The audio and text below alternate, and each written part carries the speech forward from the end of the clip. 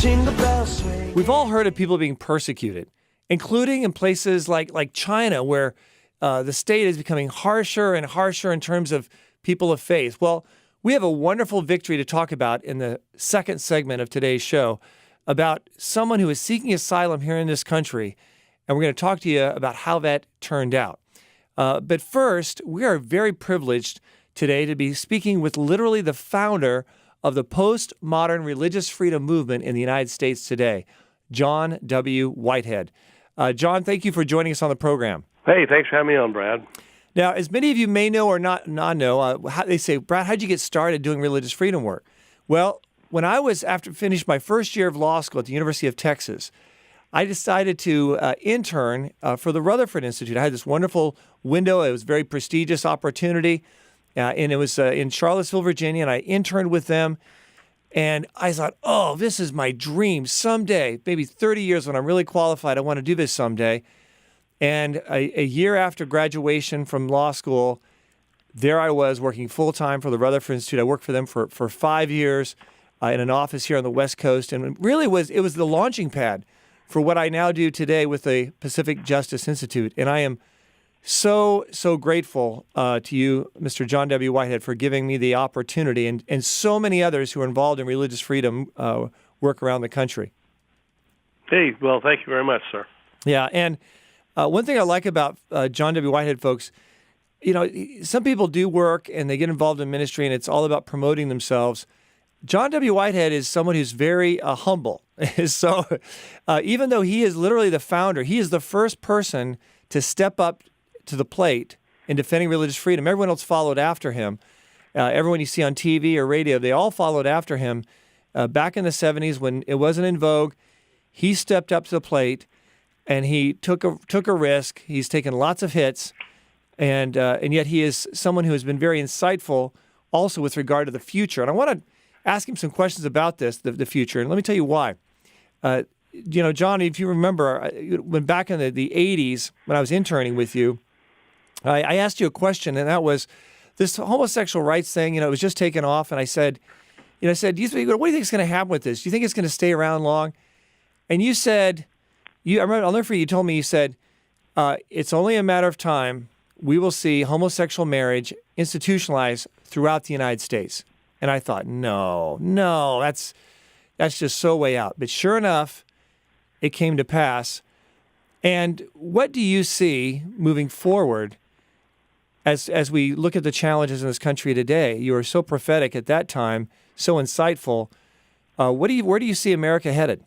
Well, you know, I have a book out. It's called Battlefield America, The War on the American People. It's an Amazon bestseller, isn't it? Amazon bestseller. The foreword was written by Ron Paul, former presidential candidate. Yeah, it's where I go into what I see is coming down the pike. But recently, with all this stuff we're seeing in Hollywood, with the Kevin Spacey stuff, the Weinstein stuff, and you go down the list, and all the Matt Lauer, what's happened is the country's morally imploding. And as I show in the book, that when countries move in that direction, they usually collapse internally, and you have a strong kind of authoritarian figure that takes over. It happened in Greece, Rome, Nazi Germany.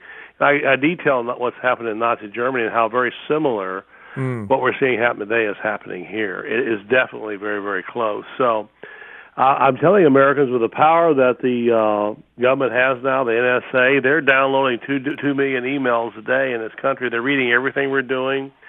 They're reading your text messages. The post office, people don't realize this, they record 160 billion pieces of mail annually. They're going through your mail now, trying to find terrorists. And we're getting these cases where people are labeled a terrorist or a crook or being spotted for something that's just crazy. And we're still doing a lot of the cases, Brad, that a lot of people won't touch. I think I told you about one when we talked earlier about a woman who let her 5-year-old boy go a block on the street and play at the playground on his bicycle. Someone called and said they saw a strange boy, and again, it was on a weekend. Yeah. At the playground, the police arrived. They grabbed the boy, threw him in the back of a police car where you have the little fenced-in thing you can't see or anything. He starts crying. They come to the mother. They actually arrest the mother on the front porch, handcuffed her, and put her down on her knees, and brought the boy up to look at her. He started crying and said, "Mommy, this is my fault." She was charged with a felony. We got a affiliate lawyer in Florida and got her off. Yeah. We're seeing those cases. We had a case not too long ago where a young boy went to the went to the teacher's desk. Right. And got a piece of paper. She'd asked him. On his way back, his best friend in class did an imaginary gun at him. Went, pow. Didn't make no noise. Our kid, Johnny Jones was his name, did an imaginary bow and arrow. He was pulled out in the hallway and charged with a weapons violation. Really? That was an imaginary? Imaginary. He's a 10-year-old kid. It's happening in the schools across the country. Oh, that's... And we fought and got that off his record because if that, a weapons violation stays on your record. If you're... Yeah. No, it is so crazy. We're seeing this crazy stuff. Yes. We're seeing the country now crack and break down, and I'm warning people in your communities, you better start taking control of your local city council, push back on this stuff. You can do it, but don't be putting all your time into trying to get someone elected president of the United States or whatever. It's happening in your local community, and that's where we're seeing the issues, and people are half asleep on that. Yeah, no, I totally agree, because I know we at Pacific Justice Institute deal with a lot of these local issues, school districts, particularly here on the West Coast, where it's really totally outrageous. And I'm glad to hear that you're engaged in these social worker intimidation actions. We give emergency counsel across the country to families who have social workers knocking on their doors. And I never forget where I first received my training in this regard, and that was when I was with Rutherford. And we you get guys, those issues all the time. Yeah, and I'm so glad that you guys... Another issue that's really important is for some reason, the federal government's targeting veterans. They're watching them. We had a case where a veteran just made some anti-Obama Facebook posts. He was arrested, pulled from his house, and he had a 5-minute examination because of his posts and things he's been doing. And he was put in a mental hospital. Oh. And the other groups, ACLU, no one would touch the case. We got a judge to get him out in a week. The judge said he shouldn't have been there. But what happens is, like in Virginia, 20,000 people a year they call it civil commitments, go into psychiatric hospitals, and they don't come out. 20,000 people a year? In Virginia alone, 1.5 million across the country. 1.5 million annually. Wow. So there's a lot of strange things that are going on in this country, and I'm telling people, read Battlefield America, go to our website.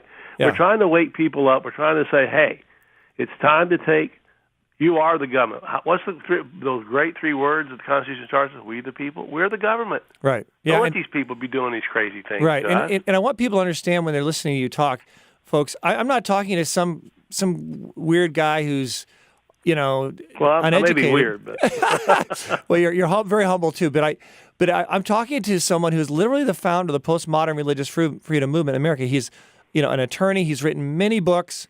I can't, say his accolades enough as far as his background, his credentials as a statesman, et cetera. So I really respect you when in your past track record of making predictions as well. Now, real quick, you made some parallels with Germany, Nazi Germany. Can you just mention just 2 or 3 of those that you note in your book that sort of let people whet their appetite? Oh, yeah. What's happened is large corporations are running the country. That was exactly what Hitler did. Secret police. We're seeing that everywhere. Like this veteran that got arrested, he was arrested by the FBI and the local police working together. And they're watching, like I'm saying, we have a surveillance society. They're watching everything we're doing. And they even have what they call threat assessments now in every home in America, Department of Homeland Security. And they range from green to red. If you have a legally owned firearm, your threat assessment is red. So there are over 80,000 SWAT team raids, very Nazi, happening in this country annually now, up from 3,000 in the 80s, 80% for a warrant service where a cop just used to show up and knock on your door. Okay, wait a minute. They're shooting dogs. Kids are getting killed. And the mainstream media, you're watching CNN, you never hear about it. Right. Now, you said it went from 3,000 SWAT raids to... in the 1980s to over 80,000 a year now. Now, I know our population hasn't grown that much. No. So this is a hyped-up military police. They make money for every raid they do on drugs, by the way, just for a guy smoking a joint. Yeah. They get a federal grant. Yeah, so it's become a very money-making incentive for some of the local police. Yeah, I'll never forget the case I was involved in involving a homeschooler who had a SWAT team. SWAT team come to her house, bust in without even a valid warrant. Yes. And so, yeah, it is. I know it is real. And once again, we're not talking about hype and getting everyone all hyped up. And it's just getting them educated so they can be watchful and then make responsible decisions as we identify the day and the hour and the times that we're in. And here's another thing people need to realize: the Pentagon put out a 5-minute video. It's called, they're predicting by 2030 the country's going to break down. They're going to issue martial law in the major cities, and economically, I've talked to economists who say I agree. But they're getting ready for an internal breakdown in this country. The Pentagon is. You go on our website. I did a podcast. People can see me talking about it, but you should watch it. It's a 5-minute. It's scary. Okay. But they're predicting, this is our military in this country, the Pentagon and State Department, the country's going to break down by 2030. Some say it's going to happen earlier than that. Yeah. Now, folks, in hearing this, you may say sounds really doom and gloom. And frankly, John Whitehead, I hope you're wrong. I hope you're totally wrong. I'm just telling you what I'm seeing. Yeah, I hope you're totally wrong. But your track record is one that needs to be respected, and what you say needs to be listened to, and at the very least, investigated. Once again, where do people go to get this material and find out about the other things you can you're get my book on Amazon, Battlefield America, The War on American People, and go to Rutherford.org and look at our website. I mean, I write a weekly commentary posted on almost all the big sites, and it's always footnoted. Yeah, excellent. Once again, folks, we're talking to John W. Whitehead, the founder of the postmodern religious freedom movement in the United States today. And folks, I encourage you to check it out and to keep John W. Whitehead and his work in your prayers, as well as us at the Pacific Justice Institute. We definitely have our challenges today, and I just want to thank you once again for the wonderful work that you've done in helping so many people like myself be a part of the religious freedom, parents' rights, sanctity of human life movement in the United States today. And thanks for your great work too, Brad. Yeah, thank you. God bless you, and keep God up. bless you, sir. Take care. Thanks again. Bye-bye. Jingle bell, jingle bell, jingle bell rock. A jingle bell.